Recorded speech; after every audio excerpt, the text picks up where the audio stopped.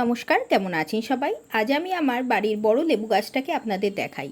এর আগে আমি অনেক ভিডিও দিয়েছি লেবু গাছের ফুল আসার আগের পরিচর্যা, ফুল আসার পরের পরিচর্যা, গুটি যাতে ঝরে না যায় তার জন্য পরিচর্যা, আমি সমস্তটাই দিয়েছি।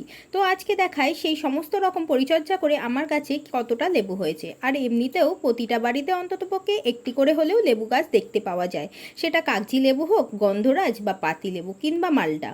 সারা বছর জুড়ে ভীষণভাবে এই লেবুর চাহিদা লেগেই থাকে। এটা হলো আমার বাড়ির দেশি কাগজি লেবু গাছ, যেটা সারা বছর আমি ফল পাই। এই যেমন এখন দেখতে পাচ্ছেন, কোনো ফলটা বড়, কোনোটা মিডিয়াম, আবার কোনোটা ছোট, অনেক ফুলও আছে গোটা গাছ জুড়ে। আর তার পাশাপাশি আমার টবেও লেবু গাছগুলোতে এই একই রকমভাবে লেবু হয়েছে।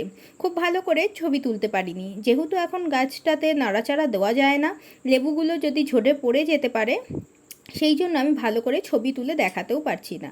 আমার এই লেবু গাছে লেবুগুলো খেতেও যেমন টেস্ট, তেমন গন্ধটাও খুব সুন্দর। লেবু গাছ ঠিকঠাক মতো পরিচর্যা যদি করা যায় আর গাছের জাতটা যদি ভালো হয়, তাহলে সারা বছর মোটামুটি লেবু পাওয়া যায়।